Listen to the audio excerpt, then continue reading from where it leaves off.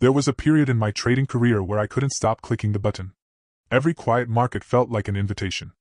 Every little move felt like a setup. Every hour that passed without a trade made me restless. I wasn't trading a strategy.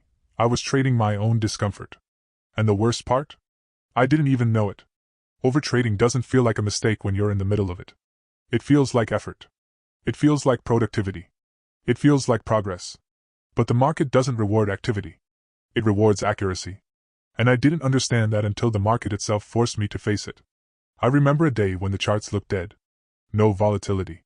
No clear structure. No direction. A normal trader would have taken one look and walked away. But back then, I wasn't normal. I was addicted to the idea of finding something, anything, to trade. I told myself I was staying sharp, practicing, catching small opportunities. But really, I was running from silence. Every quiet moment made me uneasy. Every pause made me feel like I was losing momentum. The truth is, I didn't know who I was as a trader unless I was in a trade. That's how overtrading locks its claws into you. On that particular day, I took a trade that didn't meet my rules. Then another. Then another. Each one got worse. Each one further from my plan. By the third trade, I wasn't even looking for reasons to enter. I was looking for excuses. I was searching for justification so I wouldn't have to deal with the boredom, the waiting, the sense that I wasn't accomplishing anything. But trading doesn't reward movement. The market doesn't care how active you are. It doesn't care how hard you try.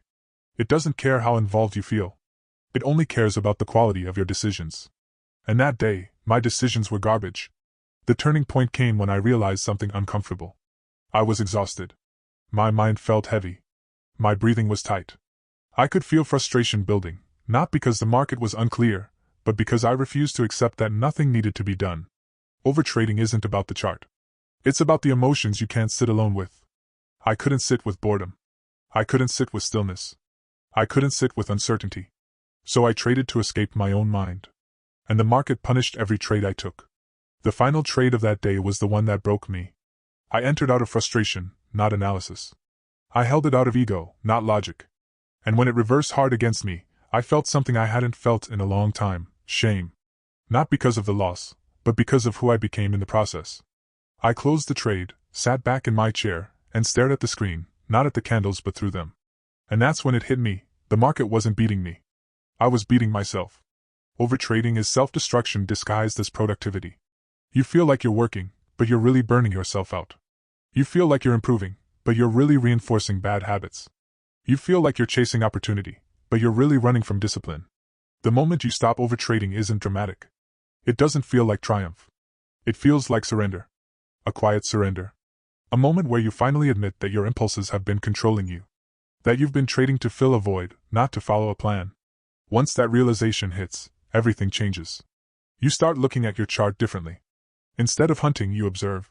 Instead of chasing, you wait.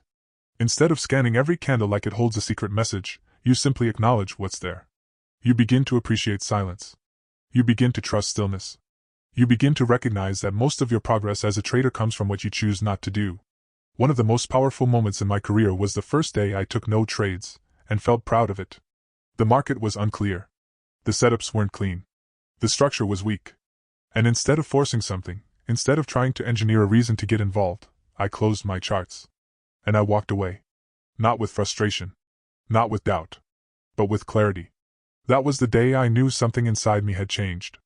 Because profitable traders don't trade all the time. They trade when it makes sense. They trade when the market aligns with their system. They trade when opportunity appears naturally, not when their emotions demand action. They don't fear missing out. They don't feel guilty for waiting. They don't measure their worth by the number of trades they take. The day you stop overtrading is the day you stop needing the chart to fill something in you. You stop trading your boredom. You stop trading your insecurity. You stop trading your ego. And you start trading your plan. Let me ask you something, and be honest with yourself because this matters. What triggers your overtrading the most? Is it boredom? Impatience? Fear of missing out? The need to feel productive? The urge to make back what you lost? Comment below with the one that hits hardest for you. Naming it is the first step to killing it. If this helped you, like the video and subscribe for more old trading secrets.